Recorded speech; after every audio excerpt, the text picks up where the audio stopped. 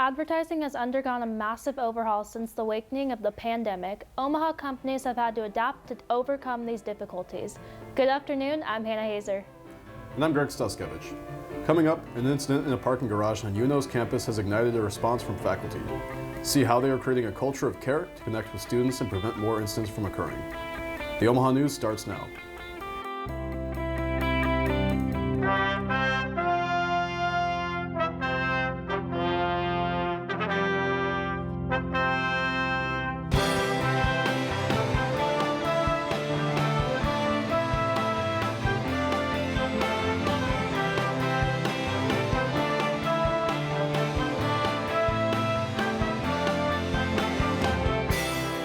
From the studios of UNO Television, this is the Omaha News, presented by UNO School of Communication.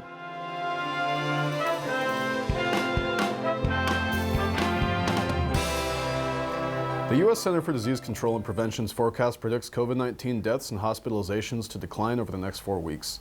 It predicts 740,000 to 762,000 reported deaths by November 6th.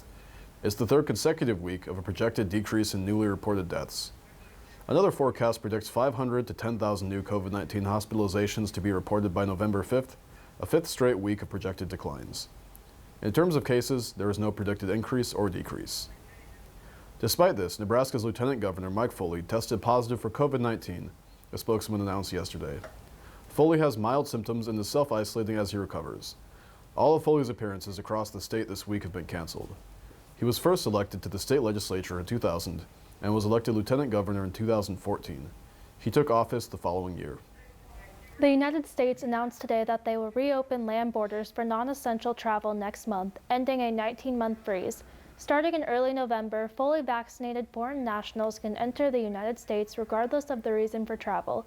By mid-January, even essential travelers seeking to enter the U.S., like truck drivers, will need to be fully vaccinated.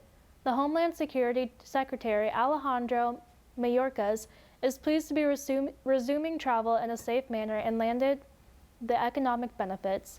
Both Mexico and Canada have pressed the United States to ease restrictions on travel that have separated families and curtailed leisure trips. Advertising experienced an initial fall-off due to the pandemic, which made the digital advertising spending grow 12.2% in 2020. Smaller businesses such as Omaha Magazine and Stratosphere Media are finding ways for advertising to stay current during this time of uncertainty. Advertising has drastically changed in the last year throughout the Omaha area, and companies are trying to adapt to these changes. Political ad spending and holiday sales helped to offset the losses this industry faced in the first part of the year. It reached $139.8 billion total in 2020. Todd Lemke, founder of the Omaha Magazine, says how they have adapted to this period. What we have noticed is during the last year and a half, 2 years, it's a waiting period. And so what that means is a lot of times your competition can't keep up and they expire, and it's an opportunity. How we looked at it is an opportunity to grow. Omaha Magazine, as well as other small businesses, are thriving during this period as the quality of advertisements continues to rise. Lisa Obermeyer leads strategists with Stratosphere Media Group from her home office. COVID has changed our business drastically, but it's coming back. There were some slumps. Certainly when businesses close, they're not going to be promoting themselves, and people were losing their jobs. A recent report from CNBC says that social media ad revenues reached $41.5 billion last year, which made up nearly 30% of all internet ad revenue. Digital video saw 20.6% growth, which increased its share of total internet revenue by 1.3%. Experts say the advertisers who will excel during this time are the ones who remain true to their brand and values. The Social Security Administration announced Wednesday that recipients will receive a nearly 6% increase on benefits in 2022, the highest increase since 1982. The rise in prices are being fueled by inflation caused by supply chains, worker shortages, and other economic disruptions from the COVID-19 pandemic. The larger checks will begin to arrive for most recipients in January. What's still under investigation as a potential hate crime prompts UNO Chancellor to message all Mavericks. Reporter Pauline DeLange says the email reiterates the university's central value of creating an inclusive campus. Messages, actions, or behavior that compromises our values as a university cannot and will not be tolerated, says Chancellor Lee in her letter to UNO students and faculty. The Division of Student Success recently received reports of a homophobic slur left on a vehicle in the West Garage on UNO's Dodge campus. UNO's Senior Director for the Office of Student Life and Supervisor of the Gender and Sexuality Resource Center, Jesse Hitchens, says prevention is key and that we are responsible for building a culture of care. The person was very specific about how she had the ability to connect to a lot of really important people that elevated it in a really powerful way. Dr. Hitchens says the Gender and Sexuality Resource Center here at UNO receives approximately 25 to 40 reports a year. She says the more connected students and faculty members are to the university, the more likely they are to report incidents such as these. It's kind of like the only place I can park. It makes me sad knowing that my friends could be a target of that, and I don't want that to happen to them or anyone. Chancellor Lee says she's encouraged that several students who saw the message took the chance to say something. A person shared the information of what had happened, and those people were very concerned about the person that it was happened to. They made sure that the university was well aware. For the Omaha News, I'm Pauline Dulane. The victim is now receiving support from UNO's Gender and Sexuality Resource Center and the Housing and Residence Life Office. UNO's Department of Public Safety is currently investigating the incident. Coming up, after being canceled, Makers of Omaha returned with an event last weekend. We look at the show and take a look at their latest technology. Next, the city has built new electric car chargers in downtown. See how they work and learn the city's plans on continuing their installation. The Omaha News will be right back.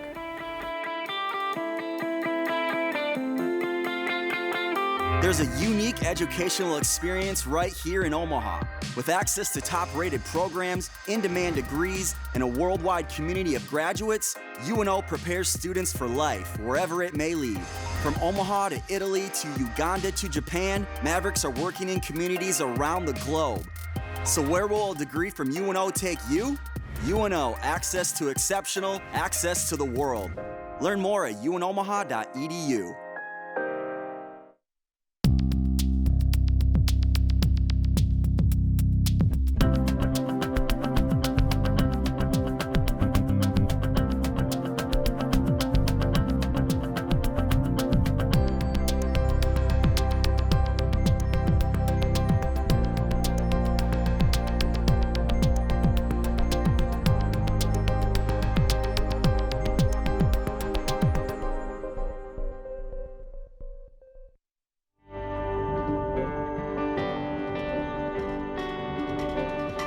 Yeah, my name is Anna Bellinghausen. I'm one of the founders and the president of Women in Media Club, and I just want to be known as a person that would do anything to get a woman in the door anywhere.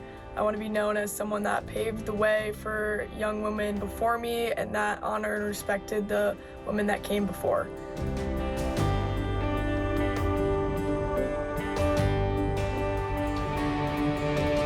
What I really like about this club is it's a really safe space. It's a space that allows us to do whatever, simply so we can benefit ourselves and also benefit the university that we go to.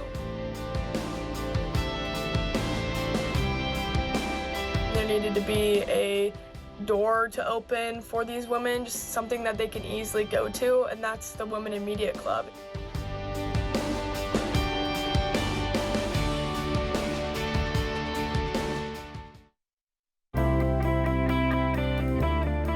This is the Omaha News. A national strike at Kellogg's plants, including the Omaha location, continues into its second week. The Kellogg's Company and representatives of the Bakery, Confectionery, Tobacco Workers, and Grain Millers International Union were unable to reach an agreement on overtime, pay, and benefits, leading to the strike. The company says overtime is voluntary, but many union employees say overtime has been excessive and mandatory. Outside workers are being brought into work, while the union members remain on strike outside the gates. Omaha realtors say that the inventory of houses for sale is continuing to improve. Great Plains Regional Listing Services shows Omaha has seen more growth in inventory of homes for sale. From the beginning of January 2021, there were only 444 homes for sale. That number has increased to 792 homes by the end of August. 2022 Omaha Area Board of Realtors President Megan Bankston says the September 1.41% increase of new listings of houses is bringing more hope to Omaha residents.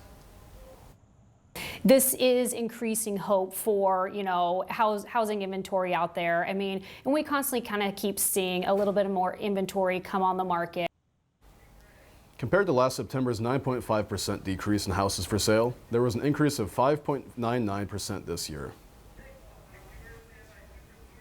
Park Omaha has installed 7 new electric vehicle chargers in parking garages around downtown Omaha. Reporter Kaylee Coleman is live with details of the new stations.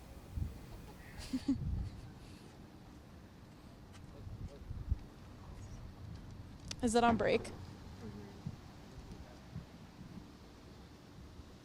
Thanks, Hannah. City Parking and Mobility Manager at Park Omaha, Ken Smith, says the new charging stations were installed because of customers at parking facilities. There are now 9 electric vehicle charging stations in the downtown Omaha area, with another one in the process of installation. The charging stations have dual ports, meaning 18 total vehicles can now be charged at once across the downtown parking garages.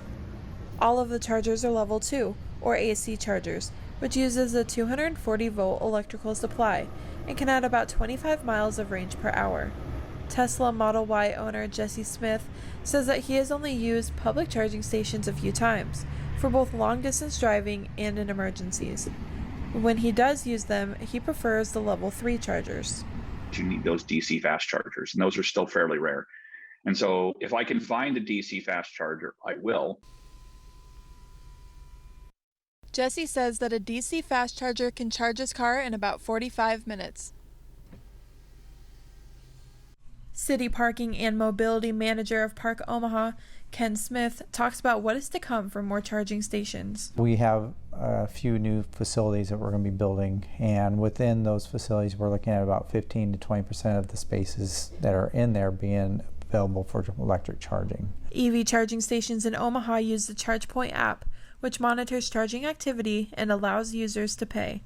Park Omaha stations cost 25 cents per hour up to $1, then adds an additional $2 per hour. Surface slots under the I-480 bridge at 1703 Chicago Street will have both a level 2 and a level 3 charger installed, and many locations are being evaluated across the city for more stations. Hannah, back to you. Thanks, Kaylee. 5 community forums over the month of October serve as an open space for Omaha residents to voice their concerns about the future of Omaha's public libraries. It has been a decade since the Omaha Public Library has created a strategic plan. Community feedback helps with the creation of new strategic plans and objectives for Omaha's public libraries. According to the Journal of Community Health, public libraries advance public health but are rarely recognized as a resource to address place-based health disparities. One community forum attendee, Nicole Wheeler, says budget cuts have limited librarians' contribution Some of the cuts over the past few years have meant that librarians and staffing is a lot thinner than it used to be. Marketing manager for Omaha Public Library, Emily Getchman, says that it's important to get feedback directly from Omaha residents. Surveys are available for those who cannot attend online at omahalibrary.org or at Omaha Public Library branches. Makers of Omaha met this Saturday at DoSpace to preview the latest art and tech in the maker community. Reporter Crystal Quao stopped by to see what was in store. The Omaha Maker Movement returns for the 4th annual DoSpace Maker showing. The event was canceled last year, but this year, over 20 creators showcased their latest tech. Visitors tour, watch, and touch the gadgets and items on display.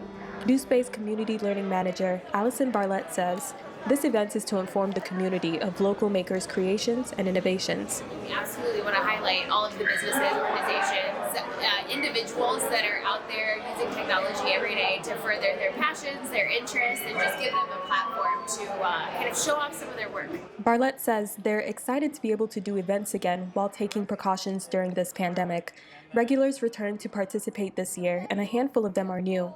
Also, a variety of adaptive medical technologies made an appearance. The iExcel program is with UNMC. At their workbench, people learn how their visual simulator works. Anyone can pick apart the brain. The machine is tailored to scan an individual, so doctors and lab techs can find tumors, for example, without using CT images. And IXL Program Associate Elizabeth Barrett says it's highly accurate.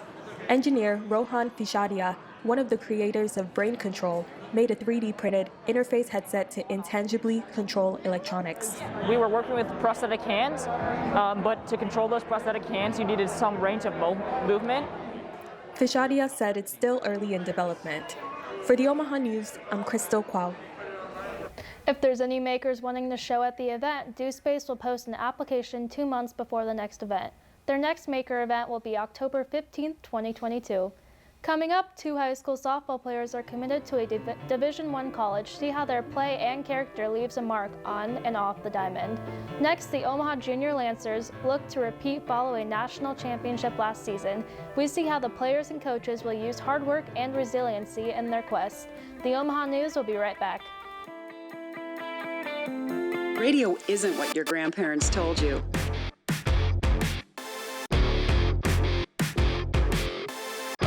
It's about discovering facts from the other side of the story. But MavRadio.fm produces talent, people who can take someone's story and bring it to life.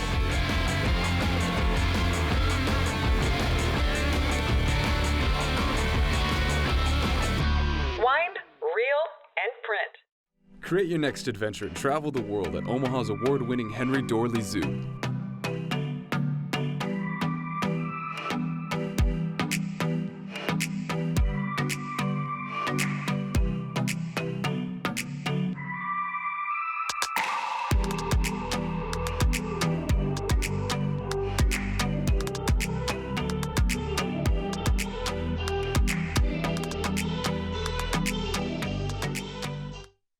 Explore the historic Blackstone district in Omaha, Nebraska. With over a dozen restaurants, bars, and social settings, you can experience everything the iconic district has to offer.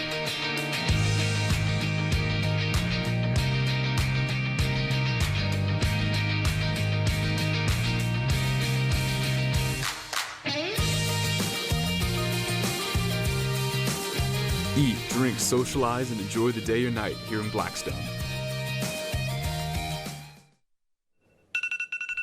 Talented. What does it mean to be talented? To be called a genius? To be good? To be great? We believe that greatness only belongs to a special few. To born prodigies and superstars, that brilliance is a prerequisite of glory and that natural intelligence will always be a step ahead of us and that we have no choice but to watch from behind. So you weren't born with a whole lot of talent. Not gifted like the people you compare yourself to. You work hard and you never give up. That's your gift. Wear Black Give Back is a 24-hour giving day to the University of Nebraska Omaha to raise money for scholarships and student groups. From October 13th to the 14th, giving a gift of as little as $5 will help students aim for their perfect shot. You just gotta keep running toward greatness. Only to do it all over again.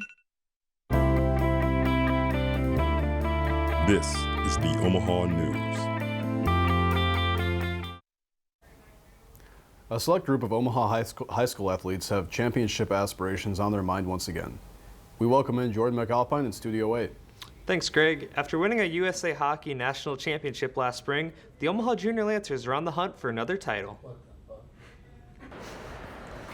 With 80-degree temperatures outside, it might not exactly feel like hockey weather. Inside Ralston Arena, though, head coach Nick Harrahill and the Omaha Junior Lancers have already started their quest for a second straight national championship. Right now in the preseason, it's about getting the complete level of high intensity.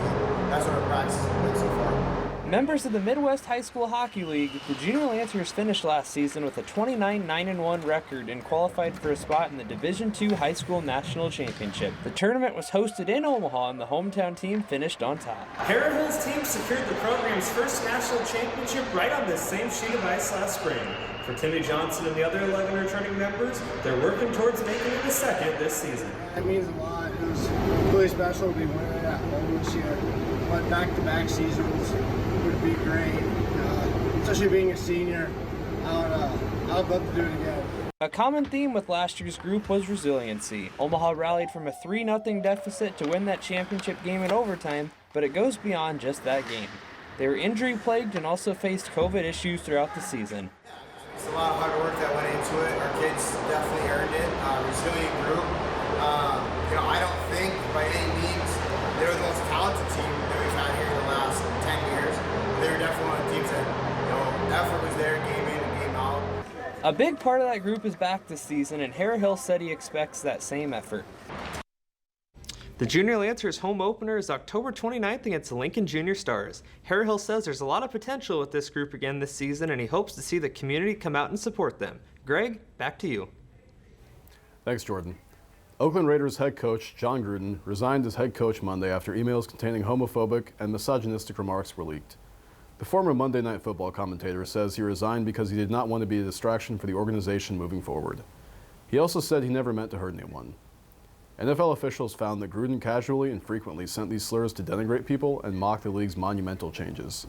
These include denouncing the emergence of women referees, the drafting of a gay player, and the tolerance of players protesting the national anthem. The Tampa Bay Buccaneers, a team Gruden coached to a Super Bowl, responded by announcing that they will remove Gruden's name from their Ring of Honor. The National Hockey League dropped the puck on its season last night. The defending Stanley Cup champion Tampa Bay Lightning fell to the Pittsburgh Penguins 6-2. In the second game of the night, the Vegas Golden Knights spoiled the debuting Seattle Kraken's first game with a 4-3 win. Defending Class B state champions, Omaha's Scott Catholic High School begins its title defense Wednesday at the state tournament against Norris. Reporter Cody Harms tells us there are two girls on the team that share a unique bond. Seniors Lauren and Hannah Camenzind are not only the top two hitters in the Skyhawk lineup, but are also identical twins that will continue their athletic careers at Arkansas. According to the NCAA, there are roughly 25,000 college softball players. 1.8% of those players make it to the Division I level. Hannah Camenzind says she's humbled by the opportunity. You get to see all your hard work pay off and just to see it all your dreams come true. Hannah says that her and Lauren have dreamed of playing together since they were 8. Since then, they have spent countless hours off the field honing their skills. The twins are two of Nebraska's top prospects, and rightfully so. But when they were younger, Lauren said she had to force Hannah into the tryouts. She didn't want to go, and she was like, whatever we do, if we make it, I'm not playing. And we were really bad when we were younger, like really bad. Although Hannah didn't want to play, Lauren was able to convince her sister to stick it out and has since fell in love with the grind of the game. There's no question the athletes shine on the gridiron. Athletics director Don Kasner says it goes beyond the diamond. Awesome kids, hard workers, lead by example, the nicest kids in the hallway, always a smile on their face. They've left a heck of a mark on Scott Catholic. Getting to play the game that you love in college is extremely rare, and for Lauren, being able to play alongside her twin is even better. I'd say it's pretty special. I mean, I always have someone to talk to. We're always there for each other, and to both be there all the time and get to play softball every day with each other. It's pretty fun. For the Omaha News, I'm Cody Harms. Before they head off to play for the Arkansas Razorbacks, the Twins will continue to play for their club team, the DeMarini Aces, in Kansas City through November. Next, we look at a local team that teaches long sword fighting, see how a love of swordsmanship and history has formed a bond between the group. The Omaha News will be right back. The University of Nebraska at Omaha is a place for tomorrow's leaders, a place where individuals converge on a path to success, getting the attention and direction they need as they begin their career. It's where students take pride in serving Omaha, a city we've invested in for more than 100 years. UNO is a place where greatness begins. The University of Nebraska at Omaha. I never thought I'd be standing in the clouds looking down on the ancient ruins of the Incan Empire. I never thought I'd live among the street artists in Valparaiso. I never thought I'd make friends that would last a lifetime. Adventure's out there, and as Mavericks, it's up to us to find it. Stop thinking, start doing. Visit educationabroad.unomaha.edu.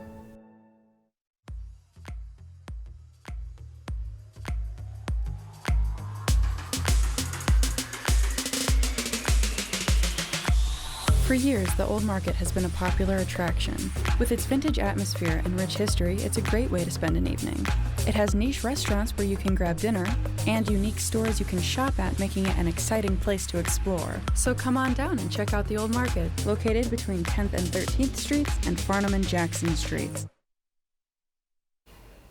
Historical European martial arts, or HEMA, is becoming more popular around the U.S. We look at a local club to learn how they're bringing history into the modern day. Omaha Kunst des Fechtens, or the Art of Fencing in German, was founded in 2015 when members of the Benson Musketeer Fencing Club split off to focus more on longsword instruction and the teaching from the manuscript of Johannes Lichtenauer, a 14th century German fencing master. The club also teaches dagger, lance, and messer, or long knife. OKDF has developed their techniques based on scholarly reconstructions of scattered writings translated from High German. Interesting thing about this book here that we follow, which is manuscript 3227A. This one here was from a house book. And now a house book would have different recipes, manuals for farming. It had magic in there, and it also had how to fight. OKDF is not only reconstructing an old martial art, it's also bringing a new form of bonding and exercise to the community. OKDF's Wednesday night class usually involves warm-up drills, a reading from one of Sigmund's books on fencing, then technical drills, and finally, free sparring. The club also meets in Elmwood Park on Sundays and attends tournaments at Renaissance fairs and the Nebraska State Games. James Sexer joined OKDF to bond with his son, but found out that he has a passion for the combination of sportsmanship and history. I like the idea of reconstructive history, kind of being reborn anew.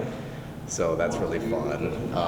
And, you know, they're swords. You know, who doesn't like swords, right? According to the International Center of Martial Arts, there are 215 HEMA clubs in the United States and around 16,000 practitioners worldwide. That's it for today. Join us again in 2 weeks for more news and entertainment in the Heartland. Follow us on Facebook and Twitter at UNO, the Omaha News, or find our website for even more news and stories at unomahanews.com. From all of us here at UNO Television, thanks for watching. We will see you next time.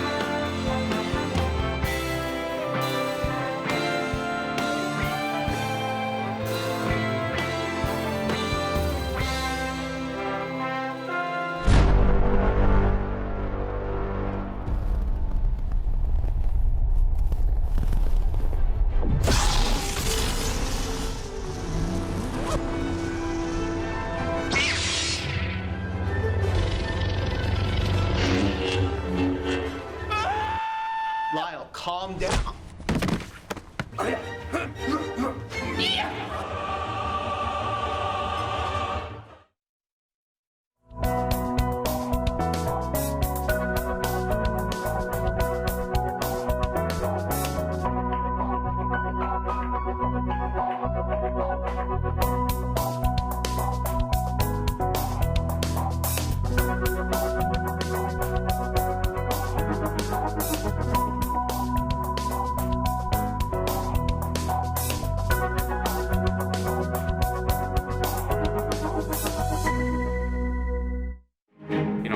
Pretend to call the game, and it's like it was a lifelong dream of mine, and now that I'm starting to fulfill that dream, it's been awesome.